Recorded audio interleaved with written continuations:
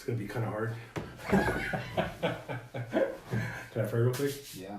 Lord Jesus, bless this small platform with my brother Kris as we talk about churches, the lifespan of churches, church planting, victories, losses, and just check in as brothers. Use this platform to always glorify you, Lord. In Christ's name, amen. Amen. So, do you have your phone? Do I have my phone? Yeah. I do. Okay. So what I'm going to do is, it's Facebook Live. No, nothing, just Facebook Live. So you can see what people are saying, if anybody has any questions or whatever. I don't have Facebook on my phone. Oh, you don't? Then No. don't worry about it. Deleted it. No worries.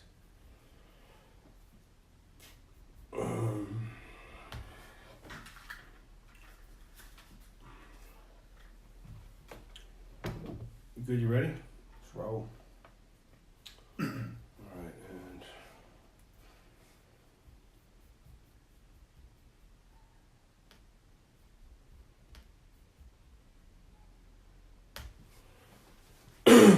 three, two, one, and welcome to another episode of the Hood Grace Podcast. It's me, your boy, Pastor Rudy Rubio from the Reformed Church of Los Angeles in the city of Linwood, right? And sitting in with me today is my homie, my brother, Pastor Kris Brossett. Pastor Kris, you want to introduce yourself to those people that are watching on Facebook Live and as well as those people that are listening in.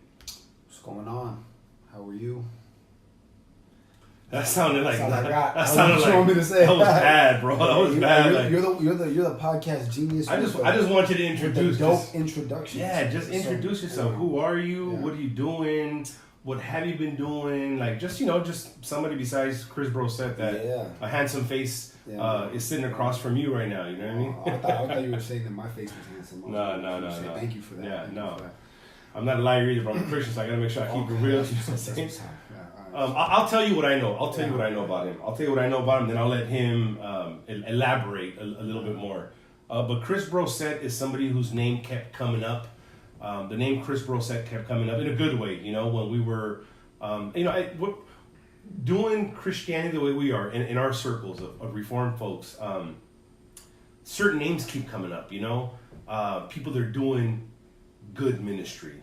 People that are doing healthy ministry. People that are making a change in their communities and with their churches. And your name kept coming up. And I reached out to you. My boy Kris and I reached out to you. We were talking about church planting and you met with us and had some coffee in downtown, right? Like this dude knows every single coffee spot like in the world. Like I don't care. He can be like in Timbuktu and he'll find a coffee spot, to go and hang. He's a coffee connoisseur. But yeah, you gave us a bunch of coaching, right? A bunch of tips and some of your experience and wisdom you shared with us as we were launching, RCLA here in Linwood. And I know the Gospel Coalition did a big spread on you, or like a 2-piece spread on you, right? In Acts 29, you were like the poster boy for a while, you know what I mean?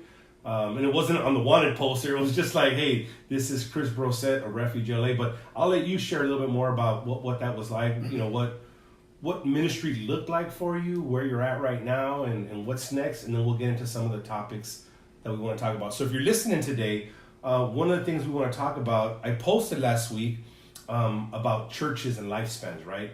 I had said something about like, up until what point must a church realize that it needs, that it's dying or it's dead or do something, right? And there's a bunch of reasons why, because so I got a big piece of news I can't say yet. We're going to, but there's a lot of church buildings that are unoccupied, unfilled, and the churches are just like empty, and it's not.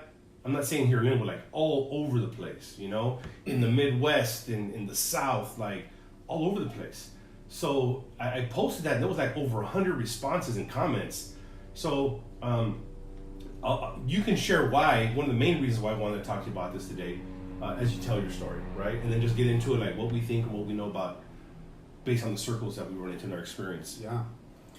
Yeah, so for the last 6 years, about 6 years ago, I planted Refuge Los Angeles in North Hollywood, in a community that I grew up in. And man, we planted really with the desire to see the gospel really reach and reconcile the community. What community was that, if you don't mind my saying? Yeah, was so, it like Beverly Hills, or like Bel Air? Like, where were you raised? Yeah, like Beverly Hills. Beverly Hills, the good part of Beverly Hills. I had lots of money and all that stuff. So it was really good. Still got the benzo. So it's good. So no, really, where were you raised? What area are we talking about? So I grew up all over the San Fernando Valley, but hung out a lot in North Hollywood, and grew up gangbanging, kind of similar lifestyle as you, as you know. And then went back to my neighborhood to plant a church. And then really, in the beginning, really early stages on, recognized that the things that were going on in the hood were attached to the greater narrative of the city. And so planting a church just for the hood wasn't actually the best solution to reach the hood. Yeah.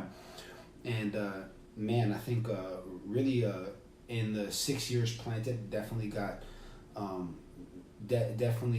got worked a little bit, got my butt handed to me, the best way I could say it. Multiple times, so it was definitely a journey. And so I think planting churches in urban context, specifically transforming and changing context, comes with tons of challenges. It's definitely difficult, and there is lots of variables that go into that. And so really, after 6 years, constantly raising funds, running out of money, running out of not being able to faithfully develop leaders well. Although, God was bringing us some tremendous leaders who were doing great work, but really not having the ability to I would say to sustain a healthy ministry long term. Realized that it was time to really reevaluate, and after 6 years, we decided to really just land the plane. Mm-hmm. And really the main reason for that was for us. I think there was some things that happened up front when we went out. The best way I can describe it is we went out with kind of a leaky boat. And the more that people kept coming, and the more people who kept coming to Christ, or the people who would really join our church, we never really were able to develop the infrastructure to meet the needs. And while we would we made tons of progress in that, I would say there came a point where we realized, if we can't actually disciple and meet the needs of these people, is what we're doing sustainable? Yeah. And I think the sustainability piece was key for us. And so you started out with a leaky boat already, and you just kept telling people, jump in, get on in. Yeah, and I think, and we took tons of hits along the way, wrestling with denominations, and I think some of the expectations that come from denominations for churches, that sometimes in the inner city and in urban context, those expectations for us would lead to selling out, and we weren't willing to do that. And so you were sellouts. Yeah, pretty much from day one. Yeah, that's what it was. Yeah. And so, but there were definitely things like that we fought for funding. We fought for tons of things, man. And then ultimately we were in a community where we had people from the hood. We had people who moved from everywhere in the nation to come to pursue Hollywood. And so every 6 months we'd have a new church. Either people come to Christ, go shoot up dope again, or people would come and their lives would change and they'd go back to Kentucky or wherever they're from in the Midwest. They wouldn't hang out. They wouldn't hang out, because our community was constantly transient. And so I think we estimated in the 6 years we had over 1,000 people come through our church. Wow. And so we've seen tons of stuff happen, but ultimately we didn't have some things that happened up front. And just some things that happened along the way made it difficult to sustain the long haul. And so for us, so sustainability was the issue. It was problems. Yeah. So real quick, because I don't want to spend an hour you talking about this. Not that it's not important, yeah, Sure, yeah. It's definitely important to what we want to talk about. But I'm getting the sense that because of lack of preparation in the beginning, right, or proper, what we would consider proper training and coaching now after the experience, is what kind of led to there not being something in place for that sustainability, right?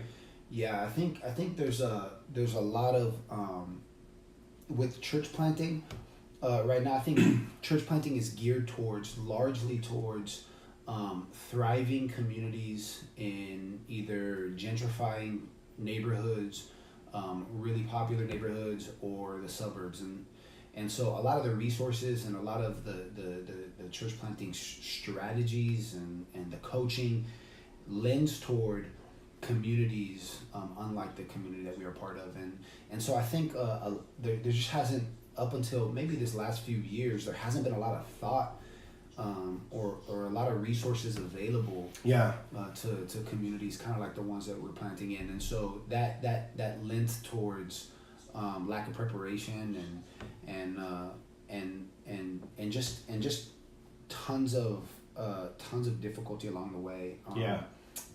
So definitely. So after 6 years, the church was closed. Yeah, so after 6 years, basically what happened was we lost one of our key leaders due to funding reasons. Yeah. And really we realized, like, man, all of the weight of that ministry and work would be pushed back on a limited group of people, and we were constantly in a financial crisis. And so we had lack of discipleship capability and also lack of financial sustainability. And so we said, you know what, like, let's celebrate all that God has done. In the 6 years, we've seen, over 30 people got baptized. Our final Sunday was our biggest Sunday we ever had. We had like 250 people come out to our final Sunday. Yeah. And wow. Really believed that God was saying, your time is done. In this season. So just for the record, there was no morality issues, there was no drama, there was no none of that stuff, right? Because that's the first thing that people will jump to, like, oh, the pastor fell, so there was nobody else in place, or there was none of that stuff. I want to make sure that people understand that's not. Yeah, there was. I mean, there was definitely no immorality issues or anything like that. There was no sin issues. Like, our church wasn't dying in that way. It was actually thriving, bro, for the community you guys were in. It was actually thriving. Yeah, definitely thriving. Which made it even more difficult. So I'm not going to say that there wasn't drama, because I think when there's a thriving church, and when there's a church that's thriving, that's still alive, and you make a decision to land the plane, it's not a normal thing that you see, right? And when I say drama, I don't mean drama from the after effects of the decision you made. I mean drama that was the actual reason why the church... Oh, we ran out of resources. Yeah. One of our key leaders lost half his salary overnight. Wow, that must be hard, man. I think I was with you when you got that call, or we were in contact around that time, and I remember it was really hard. Remember, it was a hard decision. You wrestling with that. Because I mean, we considered going forth without that key leadership, but then just realized, like for me, I tell my family all the time, my wife and my kids, I say, I'll always call you to sacrifice on behalf of the gospel, and I'll even call you to suffer on behalf of the gospel, because that's part of the reality of following Christ. But the one thing that's key is that I from day one, me and my wife have an understanding that I'll never sacrifice my family on behalf of the altar of ministry. Yeah. And so for me, it was getting to that point. It was to the point where if we kept going, basically, that's what would happen. Yeah. And so we realized, you know what, like, let's celebrate all that God's done. Yeah. And honestly, man, God blessed it. God blessed it in tremendous ways. It didn't make sense. Yeah. Really, I think a key thing happened. I was reading through a book called Emotionally Healthy Spirituality, and it was talking about Judas, and it said that Judas couldn't see the benefit of shutting down this powerful Palestinian ministry. Yeah. And he said Jesus' plan offended him. And I remember reading that and thinking, like, man, what if God has called us to this work for a season, but he's asking us to move on for something else that he's doing that's bigger than me? Does his plan offend me? Yeah. And I couldn't shake that thought. And I think ultimately I realized, like, God was calling us to land the plane. But that was difficult, And so. Wow. I can't even imagine what that's like, man. I've told people that my experience with church planting, I got to check myself, because the church can become an idol really quick, to where the church becomes my wife and my wife becomes my lover. I have to continue to check myself. But I wanted to thanks for sharing that. Now, so where you're at now, you landed the plane. How long ago did that happen? Yeah, so it's been close to 4 months ago. And so we've spent this last like the first a few months trying to figure out what's next. Yeah. Man, the Lord like just blessed us. Like I think right off the gate, some supporters came through. Got to pay for my salary through the end of the year, so I got to get some time to reflect, to pray, to really wrestle, heal, and also like, and to really work through some of those different things. You know, I mean, I think when you're fighting so hard for something for so long, and then it's gone, and you're like, yo, this is interesting. You know, so there's tons of lessons in that, and then. Man, God provided some opportunities so I'm moving to Michigan for a season. Wait, what? You're going from LA to Michigan? In the middle of the winter, so that's we're driving out this Saturday. So, man, God provided an opportunity at a church out there. Obviously, you know, I'm in seminary out there, so. I didn't know you were in seminary, bro. Yeah, bro, you didn't know, huh? That's what it is. I thought you didn't lie. Remember the beginning? You say you didn't lie. Yes, but no, there's transitions, you know, happening, and believe that God's really doing a good thing for this next season in our lives in ministry, and get to go play a support role in a church for a season through seminary and pray through what's next. But man, definitely seeing God's hand in it. Wow, I can't even imagine to think what that must look like, what it must feel like.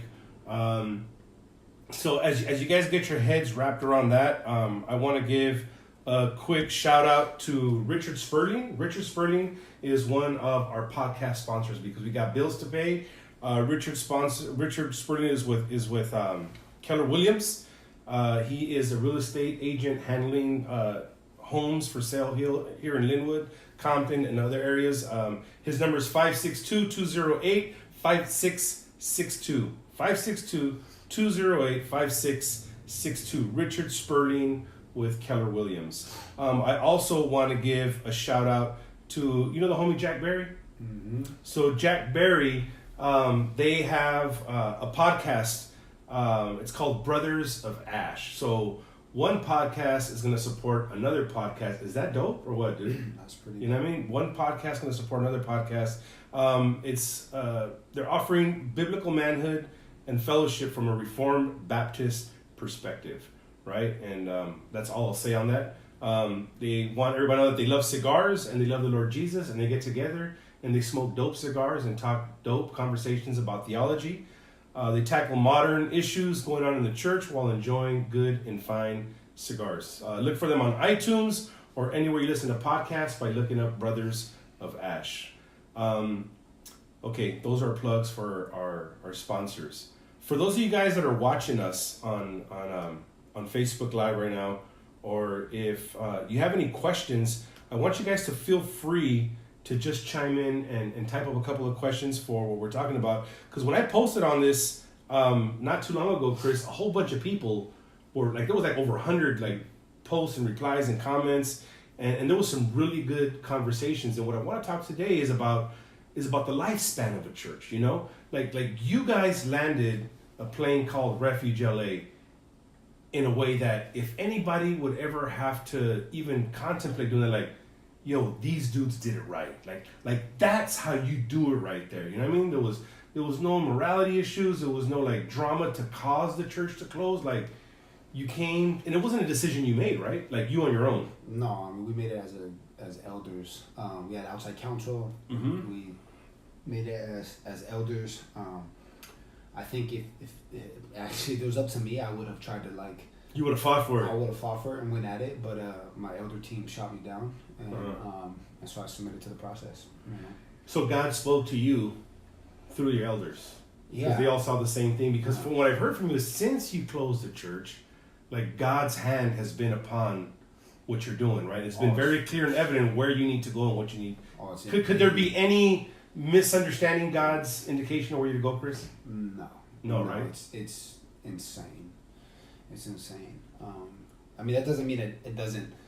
I think that doesn't mean I don't question, right? Like that doesn't mean you don't sit back and I think when you're alone by yourself on the couch and nobody's home and you just sit there and you reflect. Man, it's a weighty thing when God is entrusted to care of people into your life. Yeah. And so of course, like I think if you're not asking yourself whether or not you made good decisions, you're not a good leader. Yeah. And so, no, you're right, bro. We got to make tough decisions. We got to talk about difficult situations, bro. We can't lead a congregation out of fear. No. Like you can't lead a group of people when every single decision you're making on is based on fear. What will they say? What's gonna happen? Like we gotta stick true to what we've been called to do, and that doesn't mean you have to do it in a nasty way, right? Yeah. No, I think that's why you need mentors in your life, and I think that's the importance of an elder team. Yeah. I think what helped me be sure was that our elder team was unanimous, and no split decision. Nah, nobody was roped in anything. Our elder team was like, you know what? It's ran its course. If we keep going, we're protecting our name more than we're protecting people or the gospel. And so that was, for us, it was like, all right, let's trust God. And I think that's a hard thing to go into waters that sometimes don't make sense. Wow. So what is your take on have you experienced some of the things that I mentioned about these churches that are they're dying? These churches are dying. There's empty buildings. There's churches with 5 or 6 people in them, 20 people, 30 people. I've seen churches that are relinquishing their buildings and giving them to newer congregations that are rising. I've seen churches sold for $1, right?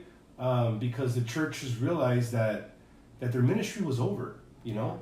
I posed the question, like, what must happen for a church to realize, like, it's dead or it's dying, you know? Yeah. Some churches still have an opportunity to, like, clear and get the paddles and charge and boom, and try and shock it back to life, you know? And some churches just don't. Yeah. You know, what are some of your thoughts on that? That has nothing to do with refuge, totally different situations. Well, I think some of the things that motivated us with Refuge was actually that very reality. Is when you look at dead and dying churches over a long period of time, I think the reason that churches decline is when they lose sight of the gospel, when they lose sight of their role in the world and their purpose in the world. They become more committed and focused to keeping what they have going on and being effective. Oh yeah. And I think so. Like one of the decisions that influenced our decisions was what would keep us going would be what we had going on more than being effective. And the reason I tie it back into that is because when I look at dead and dying churches, or if I look at churches that have just lost their witness in the world, there's almost this kind of like denial of the fact that actually you're not being effective, right? Yeah. And so I think what is the purpose of the church in the world? What is God's role for His church? I believe God has called us to be witnesses of the kingdom in the world. He's called us to make disciples, to change lives, or not to change lives, that's His role, but to facilitate a place, an environment where people are able to be discipled, to be cared for, and to grow. And God has also called us to be evangelistic, right? Our role in the world is to actually to represent God in this place, and bring forth His kingdom in the world, right? And so when you think about that, I think churches die when they kind of get this like kind of self-righteous holiness deal where it's like we're just preaching the gospel, whoever comes. And I'm like, that's just a cop out. And I think it's even more like you mentioned discipleship. I think we have to talk about vision, right? If there's no vision, if there's no specific mission, if there's no discipleship, if there's like a church needs to really do a check and say, are we being, like you said, being effective in the community, right? Are we preaching the gospel? Yes. Is anybody hearing it? Yeah, I think like, to be fair, like, I think, like vision doesn't necessarily mean everything, right? I think the question is that the bigger question you have to ask, because some of these churches, they would say we are preaching the gospel every single week. They would say we're discipling our people. They would say, and I believe that many of these churches like just to be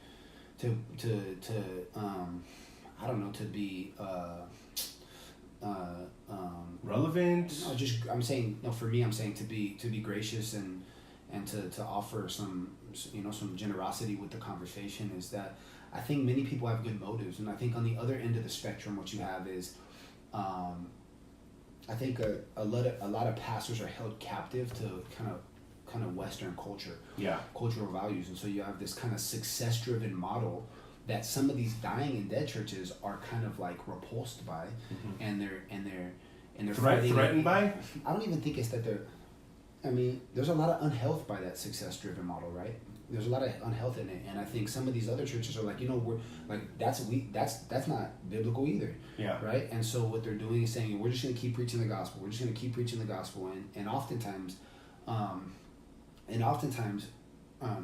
they're not realizing that hey, we're not stewarding our resources. We're not actually being witnesses either, and we're kind of selling out and putting the fact that our church isn't growing, we're kind of blaming God on that in some sense, when there's a reality of the fact that they're not being faithful to make disciples, or they've run their course. Not to say that there's some churches that are just being blatantly disobedient. So is it safe to say, would you say, and I think the answer is yes to this, do you think there is a lifespan to a church? I mean, how can there not be? If we look through our history, although, I mean, what churches in the New Testament are still around today? It's... So I think a church has a lifespan. I think God doesn't let us trust in our little unit, right? He constantly calls us to faithfulness, and I think as time changes and as generations change, I think God calls us to be. I want to use the word relevant, but I would say to be engaged in our current generation. And I would say that those two go hand in hand, though. Being relevant in the culture and engaged in the community and culture. I think they're synonymous. They go together. Well, I think relevant can. I choose not to use the word relevant because I think it comes with bad connotation. Because what can come with that? Not that. I don't disagree with you. Yeah. I think churches need to be relevant in the sense of like, are you being effective? Right. Yeah. In this, but I think what can happen is.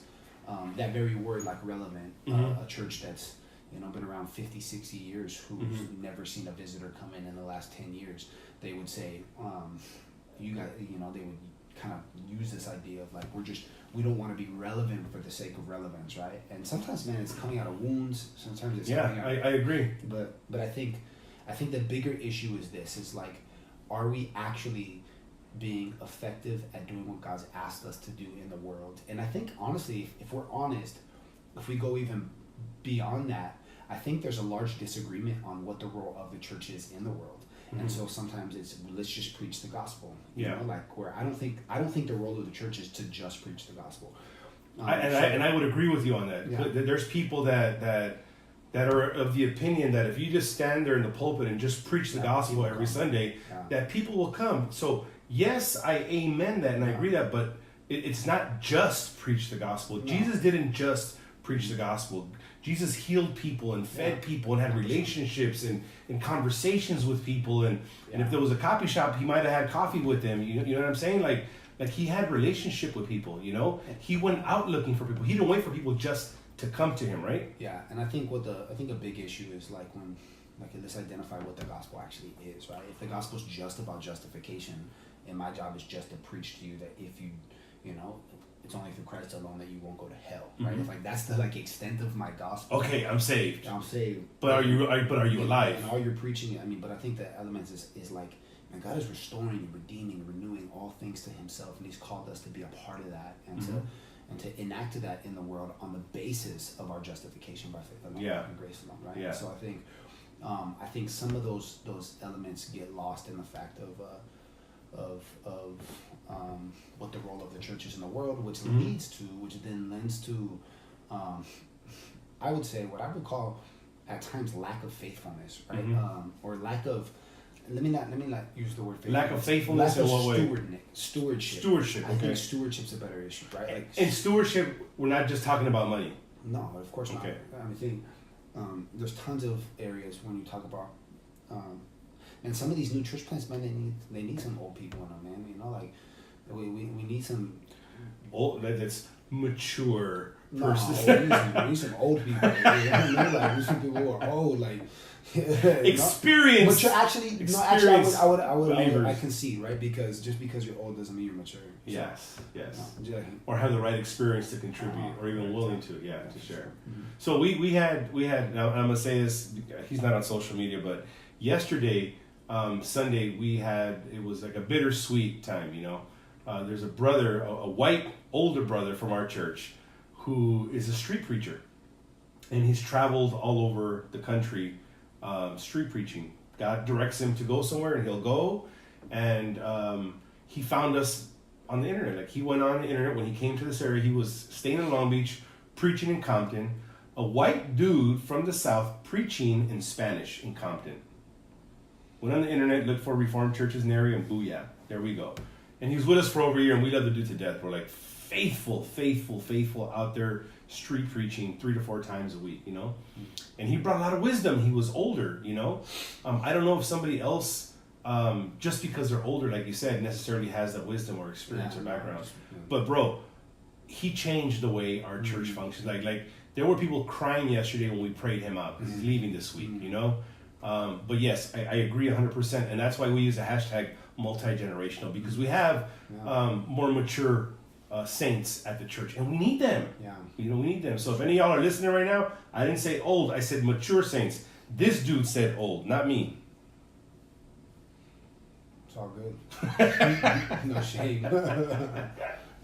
No, but I hear you, man. I hear you. So you're going to be moving to Michigan, not to help replant a church or revitalize, but to plant a church, right? Yes, I'm still in church planning. Still in church planning. Yeah, so one of my good friends planted a church in the Grand Rapids area, suburb of the Grand Rapids area. Man, and God is just doing a massive work at their church, Redemption Church, Granville, and they just bought a campus in the inner city. Wow! And they're going from being a suburban church to planting a campus in really the inner city area, and so helping them think through some of the dynamics of that. Playing a support role in that process while in seminary. So I'm still. You're going to be the older church planter, bringing in your experience and wisdom, right? Here you go. Wow. I'm sorry, I didn't mean to call you old, bro, but no. Honestly, they're doing a great work. I think I just gonna be able to be a support role, help them think through some of the dynamics of reaching the inner city, and also. Man, I think it's going to be a blessing just to be there with them. They're a great church. And I think who better than somebody who's been in the suburbs of LA to go help get something going on in the suburbs of Michigan? Yeah, of Grand Rapids? That's what it is, bro. That's exactly what it is, yeah. No, you've been in the thick of it, bro. You haven't been in the suburbs. You've been in the thick of it. You've been in the city, in the hood, doing things. Did you tell everybody on the podcast that you live in a gated community? I do. I live in a gated community. We are protected. We have nonstop 24-hour security here. There is a guard right outside my house that you can't get in unless you have a pass and you get buzzed in. There it is. No, it's dope that you're going to be able to go to an area that's not as hood as the areas that we come from, and be able to bring your experience to help them launch that new church. I think it's a blessing just to be a part of their team, and just man, they're good friends, and like I said, they're doing a great work already. So really, I think it's an honor and privilege to be able to just see God just continue to use my life and my story, and just to be able to be used in that capacity. They're doing a great work already, right? And so I think just being able to come alongside them and help them with some of the areas of inner city ministry, and also just to be able to support what they're already doing, I think is definitely a privilege. Do we have a name for this church yet, or not? Redemption Grand Rapids. Redemption Church Grand Rapids. Redemption Grand Rapids. Okay, cool. So if anybody wants to look it up on come through. Come through. Where can they find you guys on the internet? RedemptionChurchMI.com. Redemption Church Michigan.com. Yeah. Okay. So anybody in the what part of Grand Rapids is it going to be? It's going to be right on the east side of Grand Rapids. East side. It's hard for me to think of other cities that aren't LA as east side, west side, south side, north side. Because you North Hollywood, I'm thinking that's the north side. You know what I mean? I'm not gonna say what neighborhood you were from, but it's like, oh, I know that fool's kicking over there, and the other one's kicking back over here and cutting and stuff, and you know what I mean. So you're just saying what neighborhood I'm from? I didn't say what neighborhood. I didn't say what neighborhood you're from. Yeah, that's up to you. But yeah. So if what piece of advice would you have for somebody who may be in a church that's not doing well or beyond doing well? Like, what kind of advice would you give them? You know, or what things do they need to check to see if in fact they are somebody who needs to like start thinking about what the next step of ministry is? You know? Yeah. And I think that answer varies, depends on who the people are, right? Like, I think a big thing is, I think a danger is if you're isolated from other people looking in, right? I think a big thing is, I think sometimes, I feel like churches who are dead and dying oftentimes kind of like know it, and there can be like a protectionism, like I don't know if that's a word, but they can protectionism, right? There can be like this kind of self-protection out of fear of being judged, and what it can do is it can isolate you from having people speak into the situation. And so some churches need to be revitalized. Some churches just need some coaching. They just need some help, and some churches need to call it quits, right? Yeah. And so I would say the biggest advice I would have is be willing and honest to look critically and look realistically at your church. Yeah. And I think with like our identity's not in it, right? Like our identity is not in like God sustains His church, right? And so providential, right? Yeah. The way I look at it is this. Like I've been part of church planting for the last 10 years. Helped plant a few churches, coach a bunch of church planters, and here's the thing: when in a church, if you have 5 community groups, and like really like 2 of those community groups are just not doing well, like nobody has a problem saying, well, unless you care, like you ain't willing to do it. But sometimes you gotta like shut down 2 of those community groups and filter those people into the other 3 community groups, so those 3 community groups thrive rather than having 2 dead and dying community groups. Yeah. It's like the same thing, right? It's like you're not shutting down God's church. God's church is gonna live forever. Yeah. Until He comes back. Until He comes back. Just want to make sure so everybody's don't think our eschatology is all off. But what I mean by that is like God's church is not like. Nothing's gonna change, right? In the sense of like what God's gonna do, and He's gonna accomplish His mission. Yeah, definitely. So if I have no problem shutting down a community group because it's not effective anymore, why should I have a problem shutting down a local church if it's not effective? Yeah. For the sake of joining in, it's not like we're shutting down for the sake of just like God's not good and we suck, right? Like it's like actually like no, we're shutting down to be more effective. You know. Yeah. I know a church in Kansas City who did a phenomenal job. They fell on the sword and they gave their church to a brand new church plant, and that church blew up and they're thriving and they're doing phenomenal work. So a church that was dying gave their building to a church plant, and now that church is thriving. Thriving to multiple campuses. God's doing crazy work through there, and part of it was them understanding like we've run our course. Yeah. Right, and I think that's not like everything runs its course. You know what I mean? Yeah. I think so. I think that sometimes the church itself can become idolatrous. 100%. I think that because I've seen it happen with me, right? We've always done things like that. We don't want to change, which could be a part of the reason why churches may find themselves in that position to begin with. But there's something about death and rebirth. 100%. I mean, we think about seeds. We think about Christ, right? Like how do we live through Christ's death? We were talking about that at baptism at lunch a little while ago, It's like we have life because of Christ's death. What if a church dying isn't celebrated as a funeral and then we start mourning, but actually celebrate the life that can sprout forth for the kingdom through that death? Well, I think it just depends on the perspective of the church and the people, and to be honest, I think our culture is highly individualistic. We're not connected to other churches. Pastors aren't connected to other pastors and communities. Yeah. Everybody's trying to compete. It's super weird. It's really weird. And I think with that, what happens is I think the people of a church don't see themselves as part of the larger narrative of what God is doing in the world. And I would say as a pastor, I could have done a better job at helping my people see themselves as part of the bigger, the capital C church. Mm-hmm. And I think what can happen is, again, like people lose sight of the gospel.